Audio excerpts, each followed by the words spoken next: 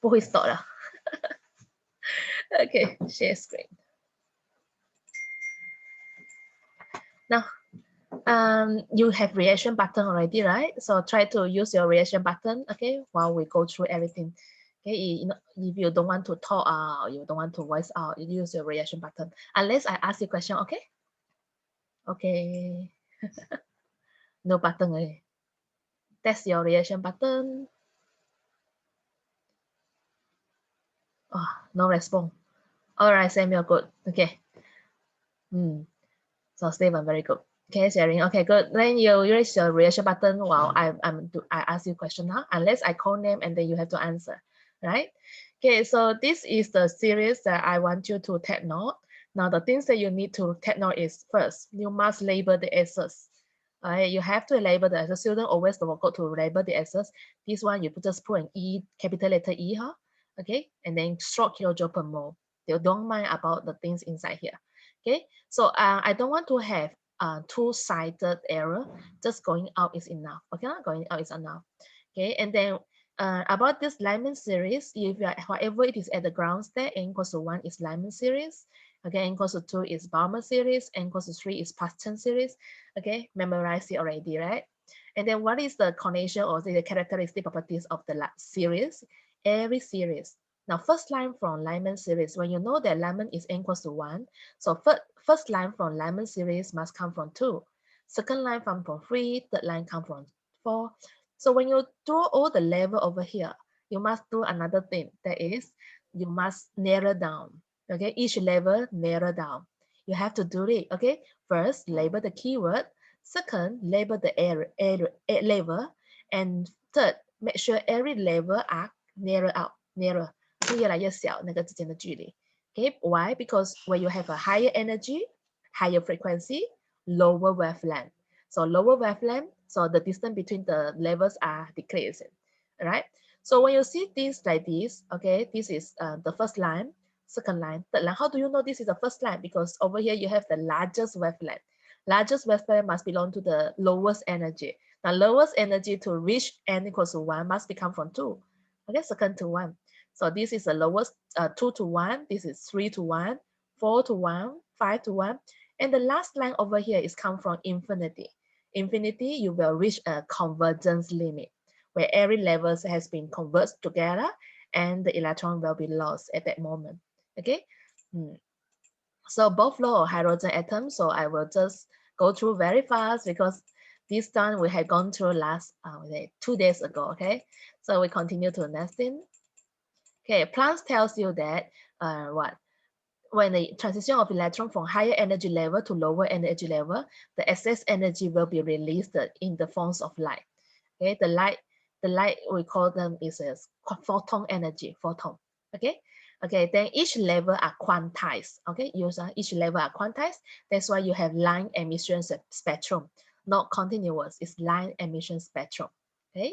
So these are the formula that you need to memorize. Delta E equals to HF, and then H equals C divided by lambda. C is F times lambda. Then you have to have this thing.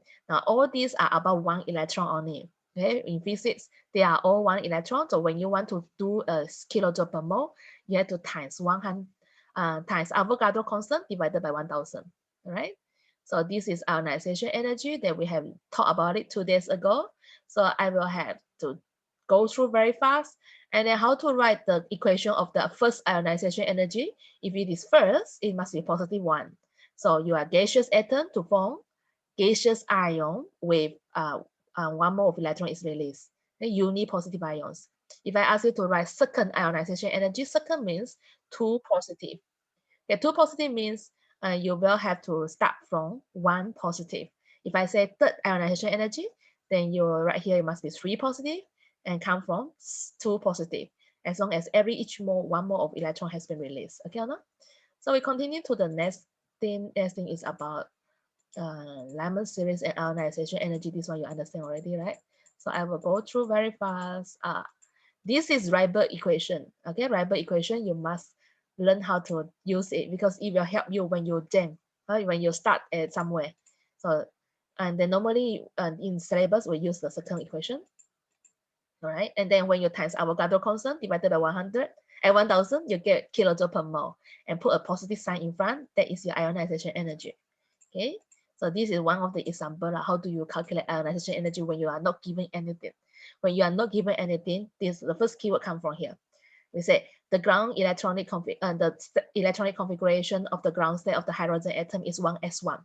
First stop, 1s1. Okay, ground state.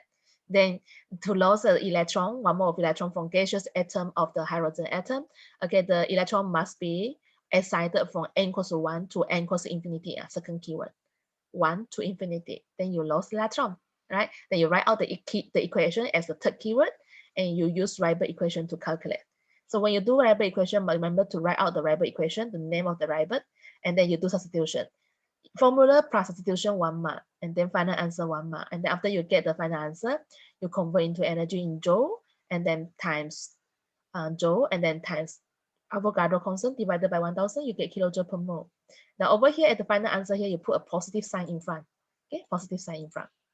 Now factors affecting the things are these three. This one we go through 2 days ago. So this is something that you have to read yourself. Okay, so I continue. So today's video will be recorded and then upload. Okay, we continue.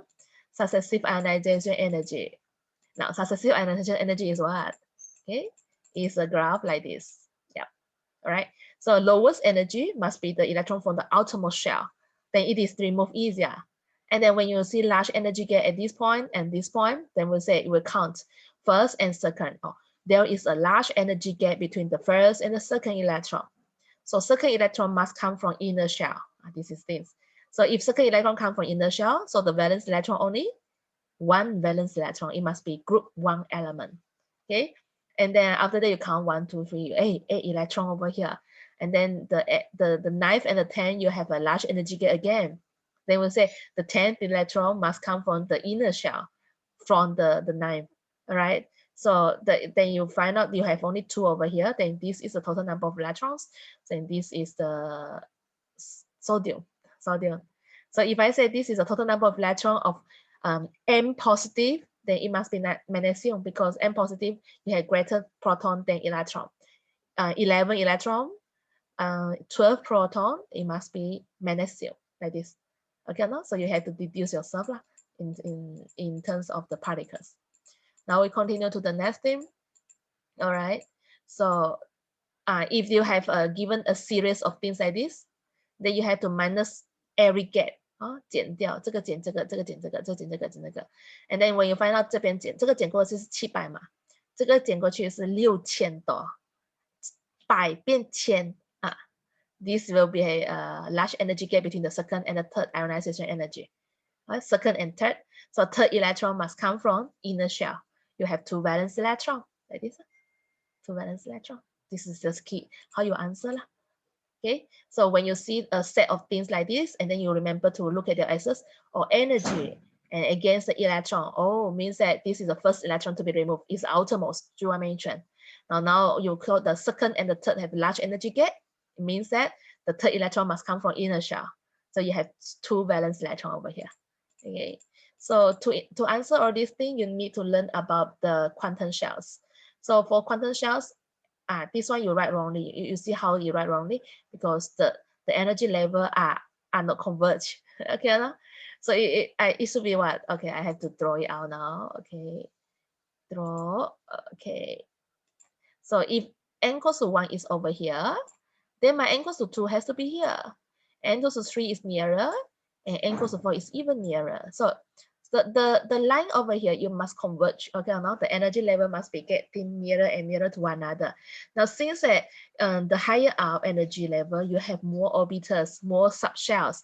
Like quantum number 1, you have 1s only. So even though you have large gap, okay, you only draw 1 orbital. But 2 to 3, quantum number 2, you have 2 subshell. 2 subshell, 1 is 2s, the second is 2p.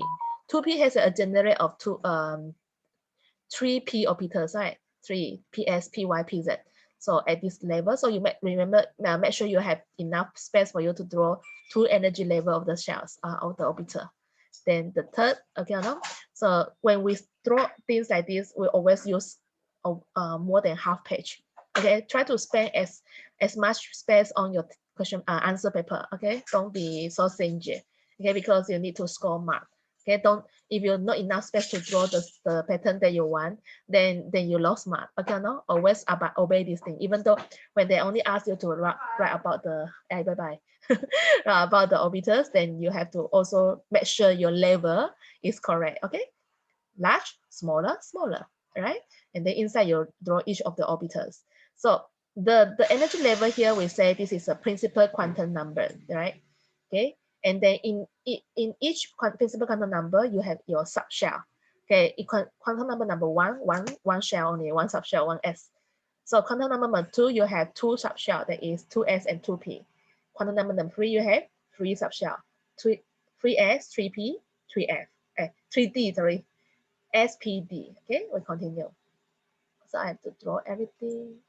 Okay, so next, atomic orbitals. Now orbitals are what? Okay.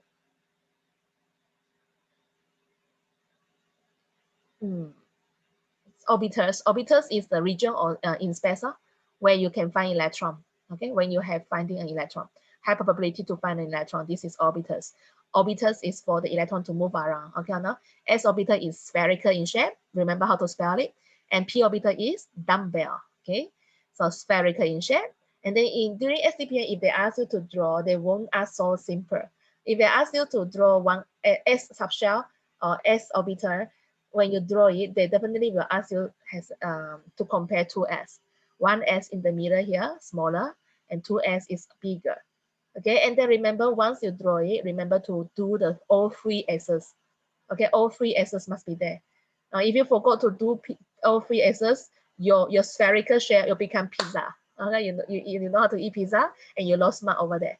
Okay, now so we assume that if you don't have all 3 s's, you just draw a circle like that. It will be a 2-dimensional circle. It's a plane. Okay, plane. Okay, unless you drew all 3 s's, then it becomes a spherical, like a ball. Okay, spherical shape. Now, a lot of students always lost mark on the s's. Now, about the s's, okay, about the s's, you have s, y, and z, right? As long this line always an s. Okay, no? And a straight line up here. For SCPN level, we normally write as y, and the one who go in front is z. But when you go to university level, you will find out S is here, to the front is Y, and Z is over here. But it actually doesn't matter because these trigon in 3 dimensions, they move around. S, Y, Z are almost the same. Okay, so don't care about, but once you write Y above here as a straight line, then all the rest you must do like that. If you draw the Y axis to the front, then all the rest must be like that. But remember all these things. Here you have 2 errors, 2-sided error is wrong. One side is enough. Okay, one side is enough. Right, so one side is enough. Don't do 2 sides. So this, when you look at things like this, this is what? This is a dumbbell, right? Dumbbell. Do you know how to spell dumbbell? Okay, dumbbell line axis at the x-axis is PS, PY, and PZ. Then remember you must write out which level, 2P, 2PY, 2PS, 2PZ. Or you merge all of them together in one thing. Okay, you do like this. Okay, and then if you want to draw the s-axis in the middle here, okay, where's my pen?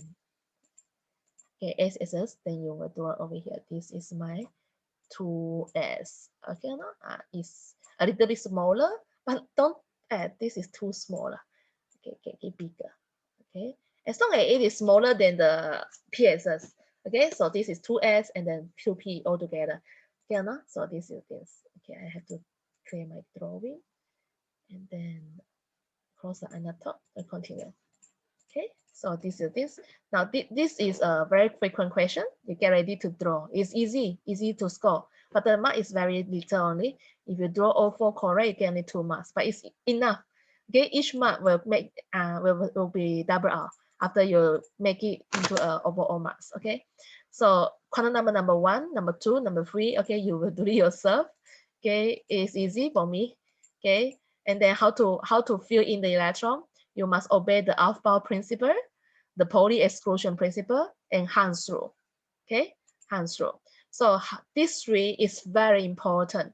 Whenever you have essay question on this electronic configuration, you must remember how to define this 3.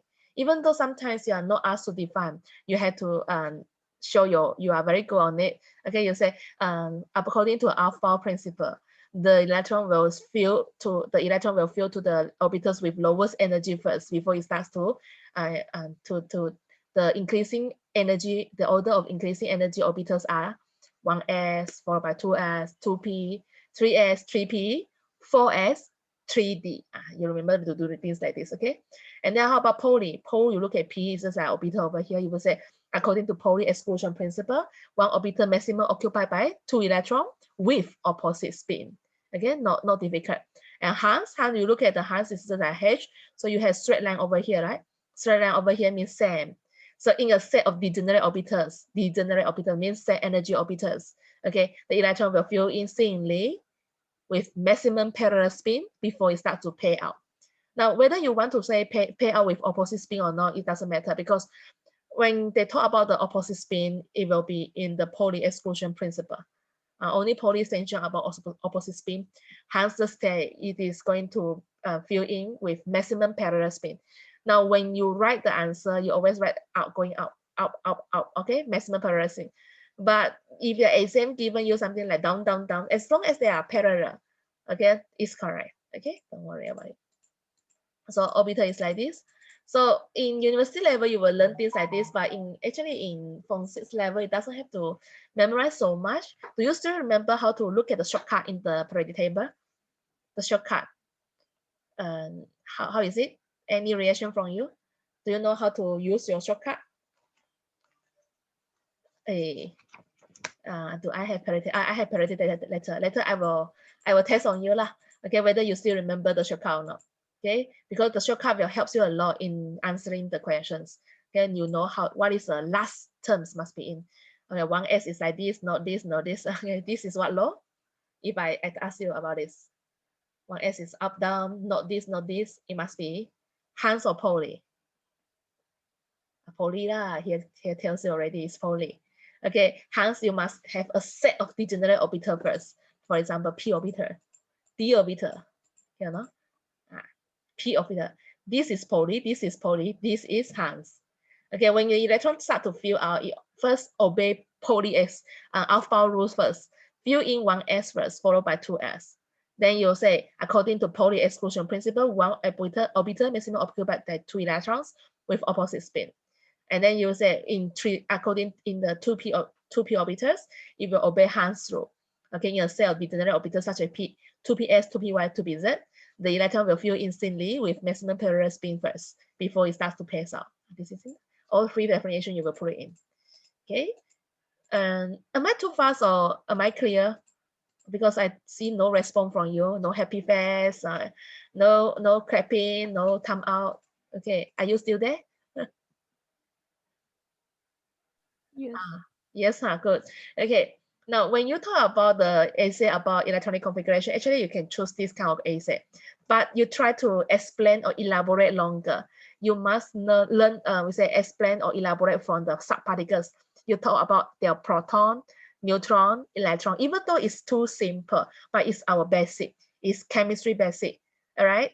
It's not that simple doesn't have mass. As long as you have a basic, you have mass. So you must start from the proton, neutron, electron, then electronic configuration. Okay, electronic configuration, now proton, electron.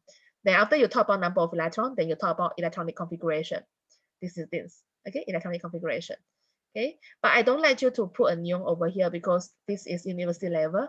In SCPM, we're only having a full electronic configuration like this, or valence electronic configuration 3s2 only. Okay, no? So careful with that. Read the question carefully. Always remember the question might make us about electronic configuration or valence electronic configuration. All right, valence electronic configuration. My dog is very naughty, biting outside. Okay. Okay, we continue to the next thing. This is my I want to ask about the shortcut that I asked you. I told you before, like for example, if it is a silicon is situated over here, right? Okay, the shortcut is where is the quantum shell? You look at here, this is quantum shell number 3. Okay, 3. This is S block, this is D block, and this is P block, right? It's 3p, the second of the p, right? So the last electron must be 3p2. 3p2. This is your shortcut. So if it is 3p2, in quantum number 3, p is a second subshell. So in front of 3p, you must have 3s. So the valence electronic configuration is 3s2, 3p2. How do you know the 3s is 2? Because 3s only occupied by 2 electrons as maximum number of electrons, right? Because it's one orbital only. So the valence electronic configuration for silicon over here is 3s2, 3p2. Now, if I ask you about electronic configuration, then you have to write 1s2, 2s2, 2p6, 3s2, 3p2. Am I too fast? All right, how about I just simply choose one answer. For example, I choose bromine over here. Bromine, bromine. Bromine has 35 proton and 35 electron. Okay, bromine atom has 35 proton and 35 electron. You write like this in AC because you need to elaborate it. Okay, it is AC. So when you say 35 electron, so how to use up your shortcut? So you look at your bromine over here, it is quantum number 4. And then this is P block. So 4p, 1, 2, 3, 4, 5. 4p5. 4p5. This is the last orbital that filled by the bromine. So we say 4p5, p in front of p, you must have s orbital, right? So the valence electronic configuration must be 4s2, 4p5. I repeat, the valence electronic configuration is 4s2, 4p5, means a total of 7 electrons, right? It's correct. But if I ask you to write about all the 35 electrons, how is it to be arranged? So you must start from 1. 1s2, 2s2, 2p6, because it's fully filled. And then 3s2, because your valence electron is 4s and so 4p, right? It should already included the 3d. So 3s2, 3p6, 3d10, 4s2, 4p5. Understand? And then you use a calculator to add up. Is it 35 electron? Yes, it's correct. Okay, so student, when you ask about this thing, okay, if you run out in Form 4 level, it will be like this. First level is 2, second level here is 8, 8 level here is 3s, 8 electron plus 3d, 10 electron. So the third quantum shell is 2, 8, 18, 7. 2 8 18 7，明白吗？18，第三圈是18，因为你有3s、3p、3d。3D 好了，完了3D 完了，你才到4s 4p。明白我的意思啊？哎呀，不用紧，管你们。OK， shortcut of the copper 在第几楼？第4楼。第4楼是这个是 D block right？D block 第9例，所以第4楼的 D 一定是 3D 啊，因为 4s orbital will gain electron first. Why 4s orbital gain electron before 3D? Because empty 4s orbital has lower energy compared to 3D orbitals. So 4s will gain electron first. Now after 4s has gained first electron, it will become group 1 element. Then 4s gain the second electron, it becomes group 2. The third electron will return to 3D. So for example, scandium here, the valence electron configuration for scandium is 3D1, 4s2, 3d2, 4s2, 3d3, 4s2. How about chromium? It's 3d5 for S1. Why is it 3d5 for S1? Not 3d4 for S2, based on the alpha Pauli enhanced rule? Because you have extra stability or half fill. 要一半。Now, filling of electron 有 partially fill， 就是 partial 就是说就有一点没有满，就叫 partially fill。OK， 另外一种叫做 half fill。half fill means SE 是 half fill。P3 是 half fill，D5 是 half fill。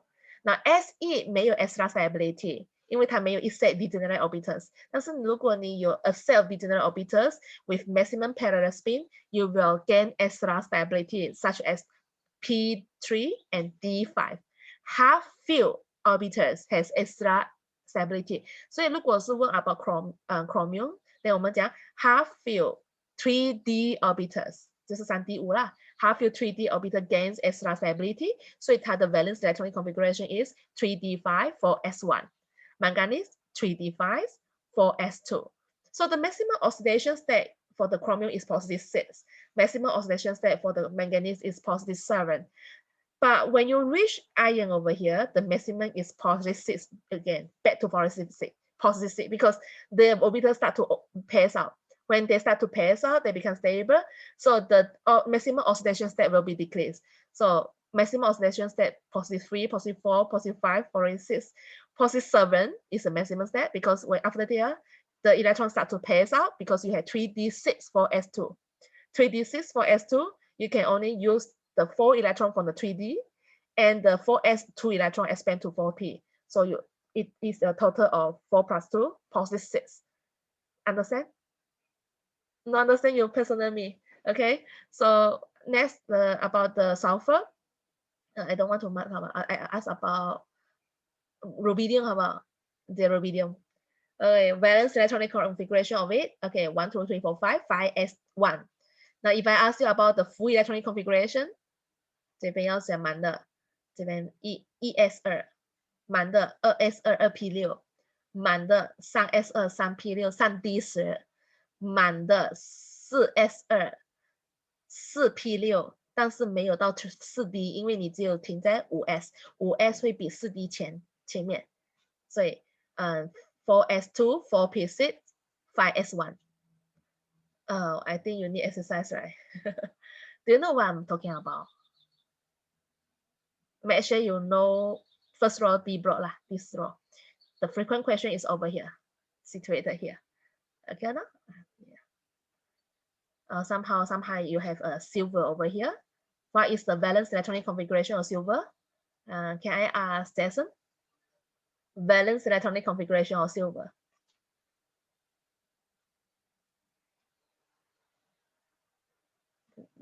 Jason around? Cannot do. Eric? Or Ivy want to answer? Yeah, come. Or Eric answer. Valence electronic configuration of silver. 4D10 5S1. 4d10 5s1. Correct? Correct. Okay. Okay. And where is your gold? Gold is just beneath your silver. Gold. AU is gold. And after gold is mercury. Now before gold is platinum. Platinum is 白金 white gold 白金。然后这个是黄金78白金79黄金。Alright? Alright, we continue. Electronic configuration, you have to do like this. Okay, later you will look at your video yourself, pause it to read everything yourself. Okay or not? So the most important of the filling of electron, you must remember the 3 rules. First rule is half-bar. Okay, second, Pauli. Then Hans rule. Okay, the extra 2 points that you need to remember is first, the MT4S orbital has lower energy if compared to 3D. So you have x-axis, the axis of the y-axis of the energy, then 4s first, followed by 3D is above 4s. For MT4S has a lower energy than 3D. Okay, the 5th point that you must remember is there is a extra stability when you are half filled of the set of degenerate orbitals, such as the p orbital or d orbital.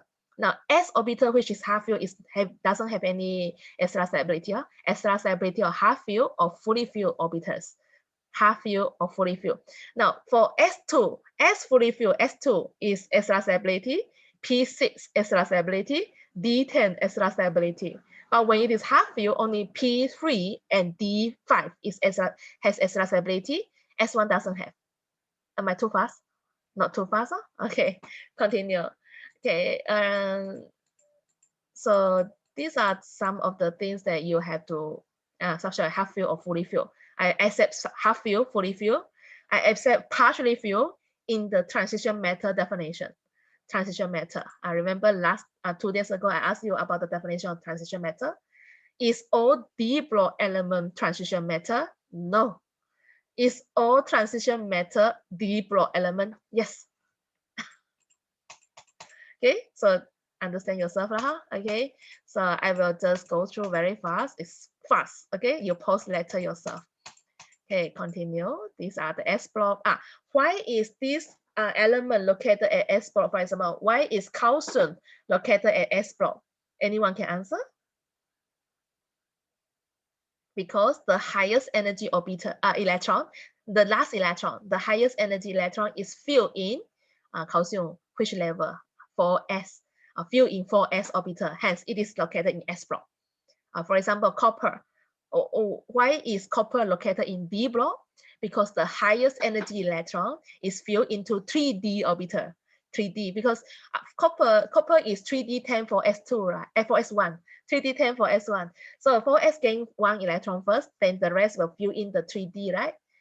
3d 10 for s1. So the final electron or the highest energy electron is filled into the 3d orbitals. So it is located in d block. This is the answer. Okay. So D block element, the lanthanide, the actinide. Okay, learn how to spell it. Spelling. Don't mess up the spelling. Okay. And then you have the SPPD block. Okay, F block. Okay, we continue. That's all. So we go to next chapter. Periodic table. Now periodic table it actually is something that continues from the previous chapter. Okay, SPD block, F block. Okay, F block are radioactive, lanthanide and actinide. Okay, we continue. So these are the things that I want you to remember this thing. Starting from boron, okay, the first element over here in the P block. Silicon go down, arsenic go down, tellurium go down. Yeah. What are these purple colors stand for? Semi-metal here. Semi-metal, semiconductor. Okay, semi-metal, semiconductor. When you ask about this element over here, just like climbing a staircase over here, you must remember the keyword. There is a small energy gap between the valence band and conduction band. Small energy gap between the valence band and conduction band. The gap is small. So it is a semiconductor because the valence electron can jump excited into the conduction band and start to conduct electricity. But because of the small energy gap, it's a semiconductor of electricity. And then all these semiconductor, when they have heated to higher temperature. So when heated to higher temperature, the electron gain higher energy. When the electron gain high energy, more of the electron can be excited to the conduction band. Hence, the electrical conductivity of semi-metal increase with energy. Means that when you open down your computer, you must warm it out first. Okay, when you use a semiconductor, when you use silicon, okay, especially silicon, okay, you need to heat out a little bit, then the conductivity is better.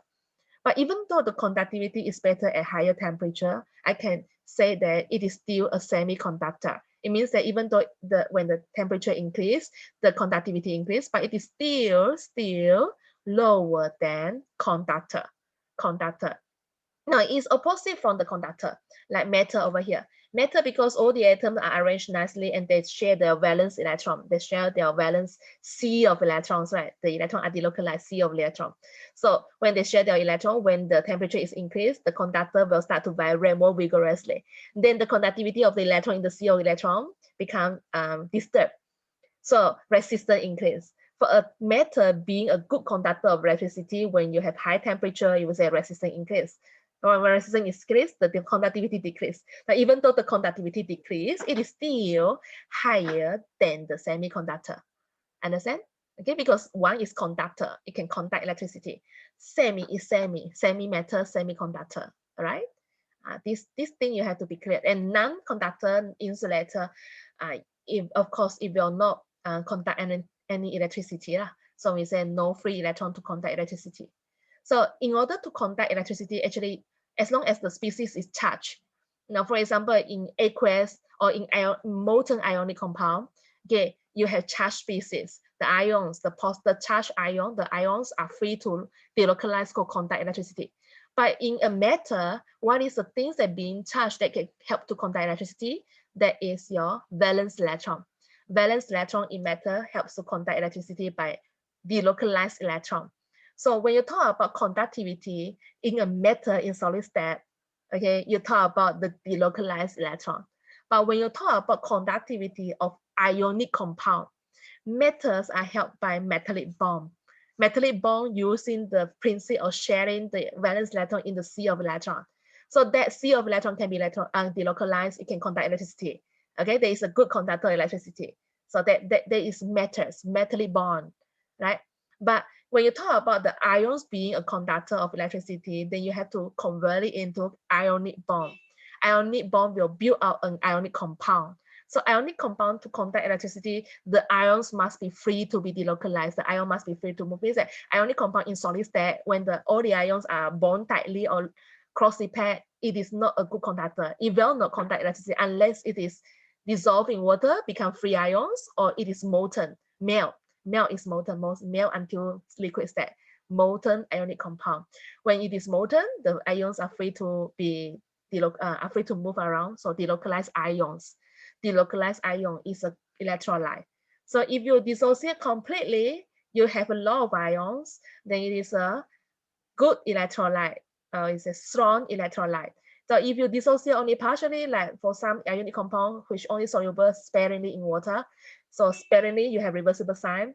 So only partially of it become ions. So partial of the ions that can be delocalized and mostly still bound in the solid state. So it is a weak electrolyte. So there's the difference between electrolyte and conductor. So during Form 5, when you study the voltaic cell or electrolytic cell, okay, so when you talk about the conductor, the electron, okay, electron is solid state, is metal, bound by metallic bond. Or you will say the electrons are free to be delocalized to conduct electricity. Delocalized electron to conduct electricity. Electron is moving around. Then when it is an aqueous solution, everything inside are mostly ionic compound. Right? Ionic compound dissolved in water, form an aqueous solution. So in aqueous solution, you have the ions that is free to move around. So it is a good electrolyte. Electrolyte mean by the ions that are delocalized to conduct electricity. So are you clear with between the when to use delocalized electron, when to use delocalized ions? Delocalized electron used in metallic bond, the metals, okay, whether pure metal or alloy. Okay, delocalized ions used in ionic compound, and the ionic compound must be either aqueous or molten. Solid state, gaseous state, you cannot conduct electricity. Clear? Not clear. Okay, you have to read through again because no reaction from you. Must tell me time because my timing is not going to stop anymore. I have to look at the time. Is it 3 o'clock? Oh, right, more than 3 o'clock already. Okay, give me 2 minutes. Group 1, alkali metal. Group 2, alkali earth metal. Group 17, halogen. Group 18, noble gas. Noble gas, normal atom. Halogen, diatomic molecule. Okay, so and then the metal are atom. So in this case, you have to go through all these things, and this is a good revision for semester 2. Semester 2 is about all these things. Okay, so you will have to read it yourself. Okay, bonding. I'm not going to talk about bonding yet. Bonding will be tomorrow lesson, tomorrow 2:30. Bonding and intermolecular forces. And next week I will enter next week kinetic, okay, and then equilibrium. Opposite students start to have your exam, right? Okay, you can escape, right? You can skip it and then you watch YouTube video. Only lower C students still with me. Okay, lower C will start exam on Thursday only, right? Okay, so see you tomorrow and next week. Okay, so I will just pause here very fast so that you can read it yourself later in the video clip. Okay, and then I will go through with you tomorrow this thing. Okay, this is a revision on the semester 2. You have to pause here. Okay, these are some of the questions and the suggested answer, and this is a summary of the bonding and intermolecular forces. I think that's all. See, still have something?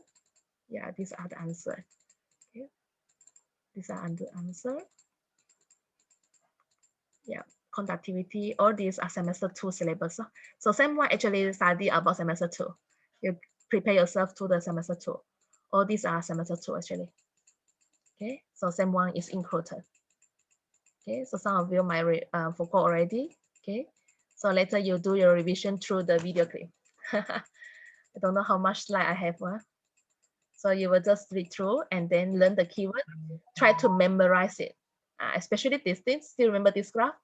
This is the graph that you must master in sem 1 because it is going to be a test again in sem 2. If you understand this graph in sem 1, then it is easier for you to score in Scan 2. If you forgot and don't master it in Scan 1, you still have to master it in Scan 2 some more. Okay or no?